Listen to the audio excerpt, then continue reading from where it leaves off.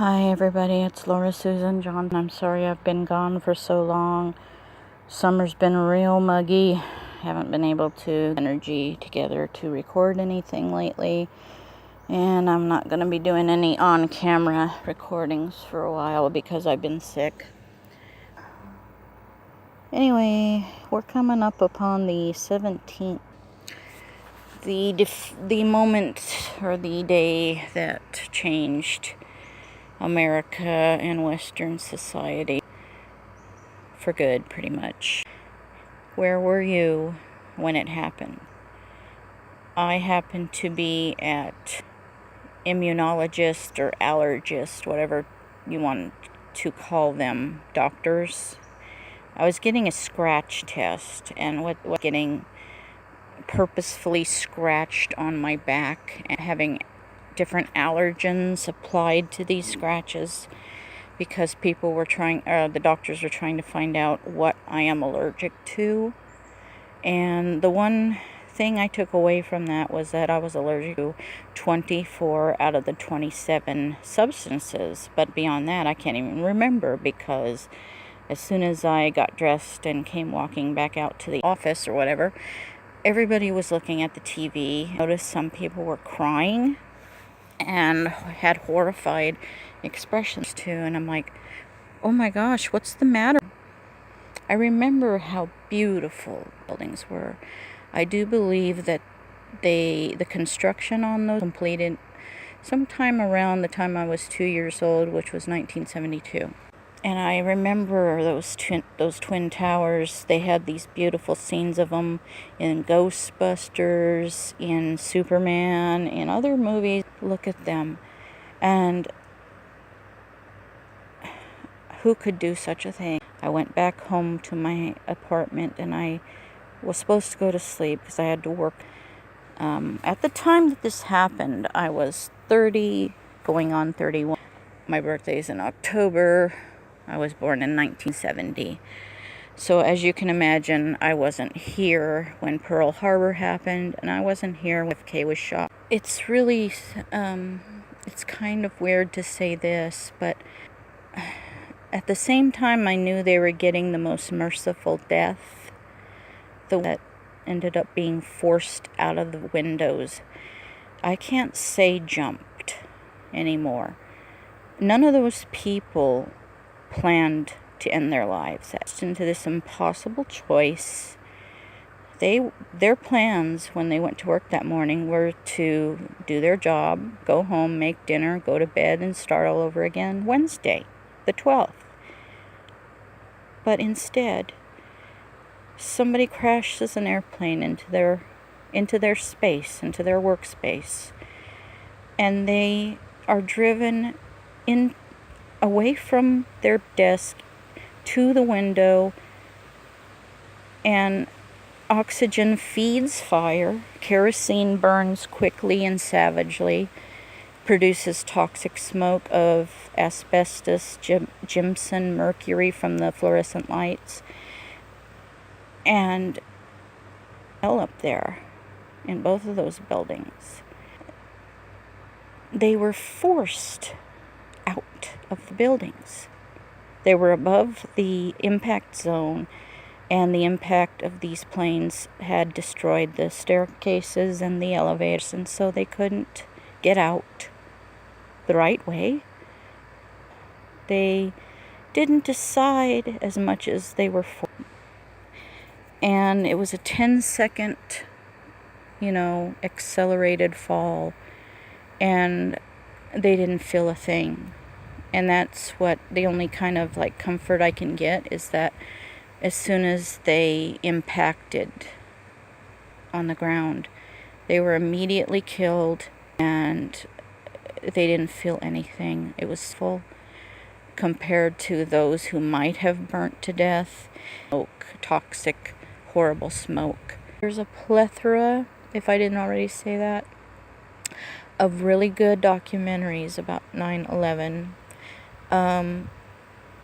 I can watch some of the ones that talk about conspiracy theories because I've always wondered, I also believe, when I reviewed the movie. I believe that Islam is not the problem. Radical Islam, which is called Salafism, is the problem. Salafism is basically an ancient practice within Islam. Some Islamists that believe that they have the right to convert people by force. They have the right to kill in the name of Allah. And Allah really is nothing more than the Arabic word for God. That's all it is. So these Salafist people who think they have the right to play God and they think they have the right to take human beings' lives, they have no idea how God feels. They have no idea how disgusted God is with them. They are so brainwashed. So there's a lot of educational material available on YouTube, whether you are a believer in conspiracy theories, whether you're a believer in, yes, there were Muslims who hijacked the planes. I happen to think, in my own case, I happen to think it's a combination of both.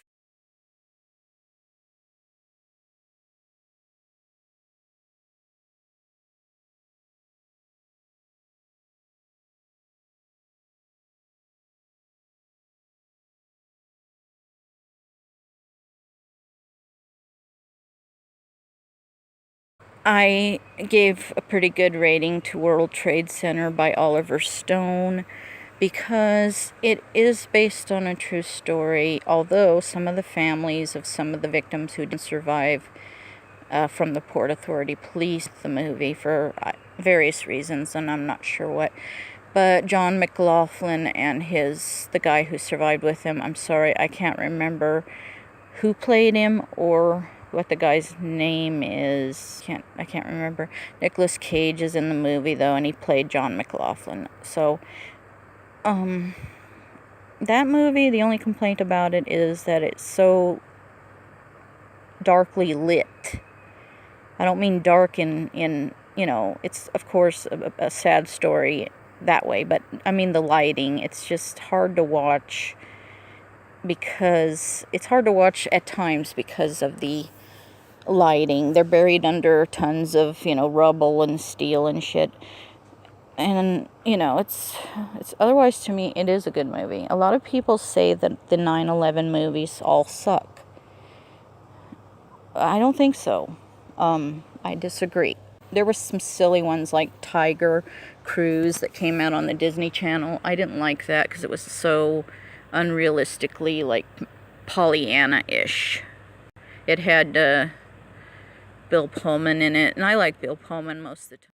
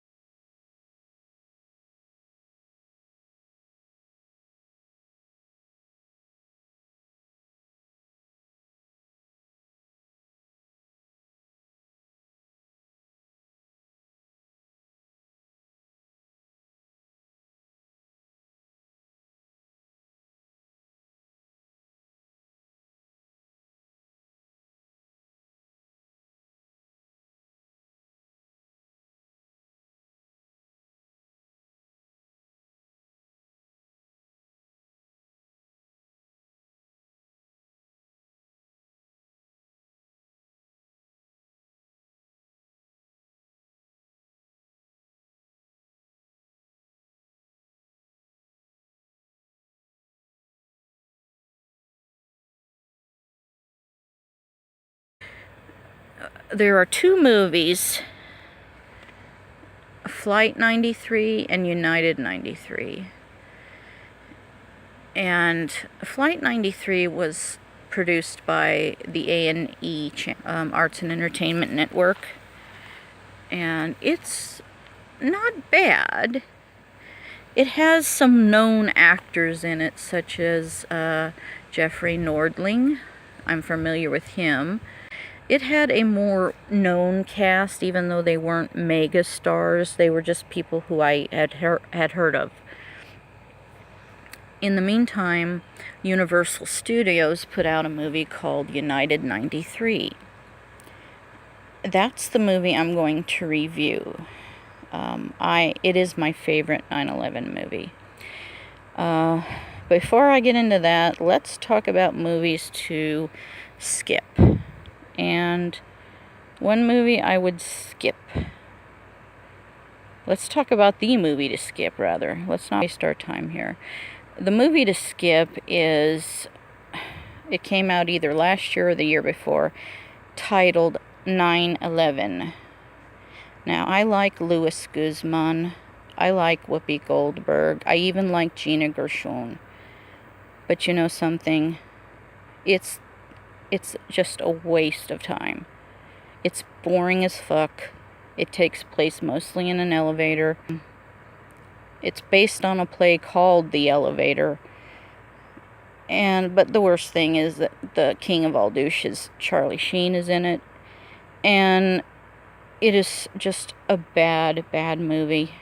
It's like, remember how Bill Paxton and Helen Hunt argued and bickered all the way through Twister?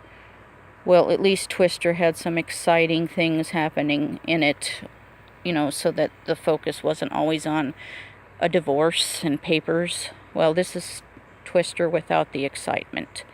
So avoid 9/11 starring Charlie Douchebag Sheen. The best documentary, before we get into United 93, the very best documentary and the most complete portrait of that day is the original movie titled 9/11 by Gideon and Jules Naudet. They were there. They filmed the whole thing. They even got the very first plane hitting the North Tower, Trade Center 1. They have footage of Father Michael Judge before and after his death. It's a straight-up documentary. So the best documentary is 9/11 by the Naudet brothers, and the best film, in my opinion, is United 93 by Paul Greengrass. Now, there are no real well-known actors in... The main character for me is Ben Sliney, and he plays himself. Ben Sliney had just been promoted to, I guess, head of operations at the FAA in Herndon, Virginia, which is kind of like the main headquarters of all air traffic control in the nation. And the reason I love the movie so much is it's very naturalistically acted by both actors and people playing their very selves. There's several people, including Ben Sliney, who played themselves.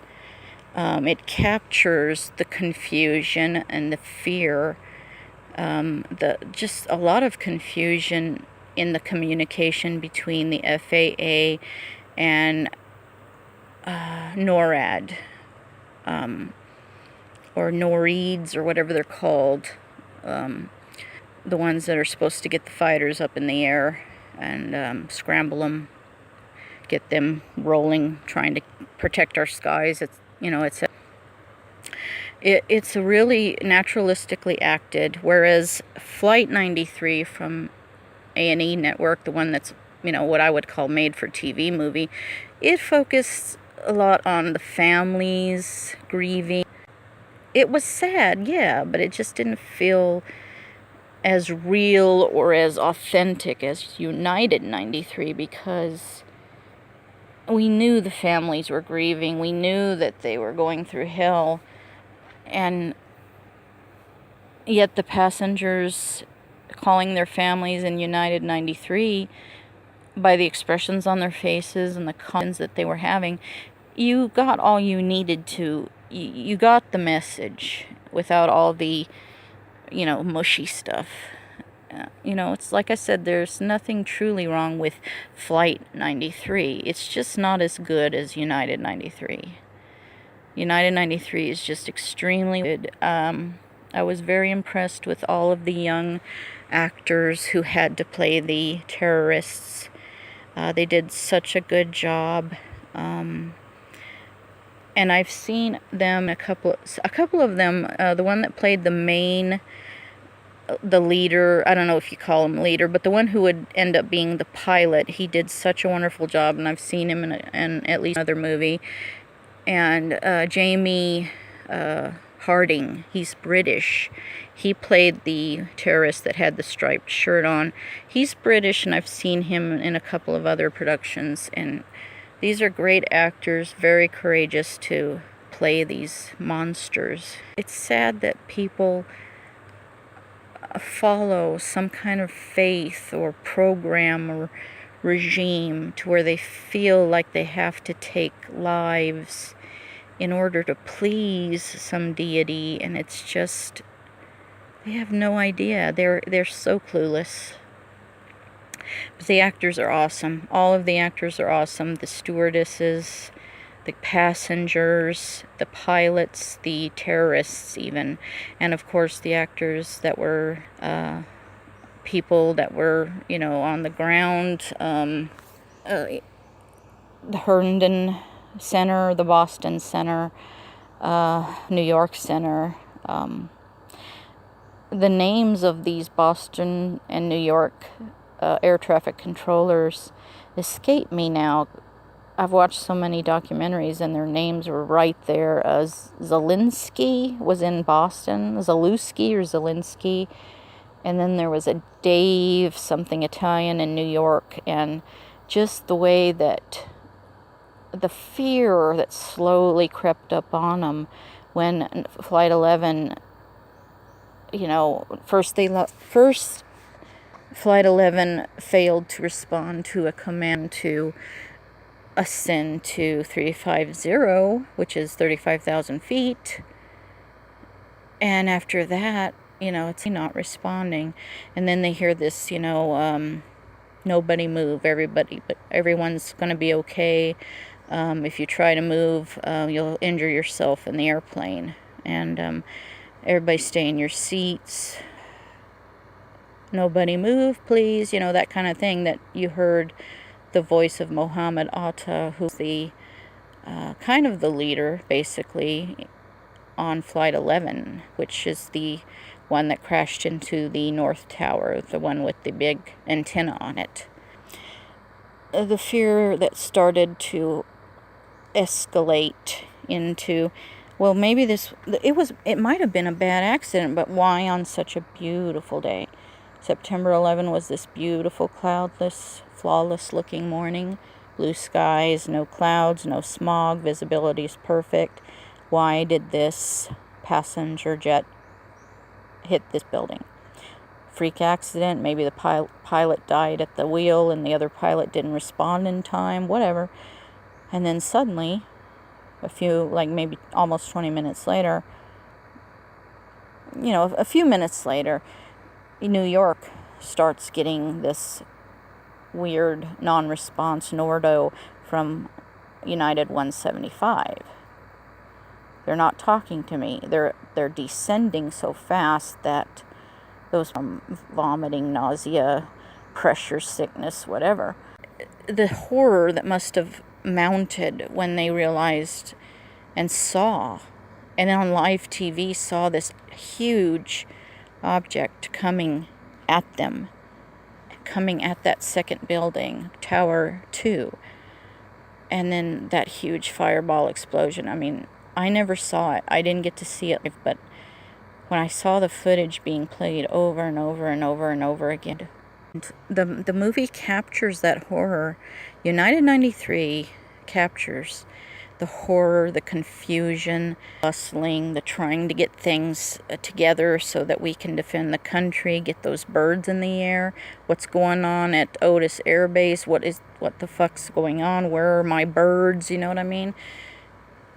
It just really does an excellent job. It's full of tension. It's riveting. It's a riveting movie. The actors on there was women that were crying and sobbing. It felt like you were really there. It really does. This movie puts you in the situation, whereas Flight 93, the TV movie, kind of makes you feel like you're sitting there just watching a TV, kind of a, above average, pretty good TV movie. But I think Flight 93, United 93 really, really helps you understand how horrible it is, how horrible terrorism is. We all understand it, but just at a visceral level, like what would you do if you were there? And United 93's just good. It has a cold closing and a very effective music score that just kind of pounds that poignancy into your it pounds that sadness into your heart. It doesn't have an aftermath with the families and funerals and weeping, but it has a musical piece that just kind of just gives you all you need. Flight 93 had this, strange, jingoistic, almost like a colonial sounding music piece, and they were looking for the remains of the wreckage, and everything looked all patriotic and heroic, and it just didn't ring as true to me. United 93 gets a 10 out of 10 from me. If you want to check out Flight 93, I'd say that gets a 7 to 8. A little bit too sentimental at times, but pretty good. United 93, never sentimental, always riveting, always feels very real, visceral, natural. And I hope I haven't bored you. It's a good movie. That's all for now.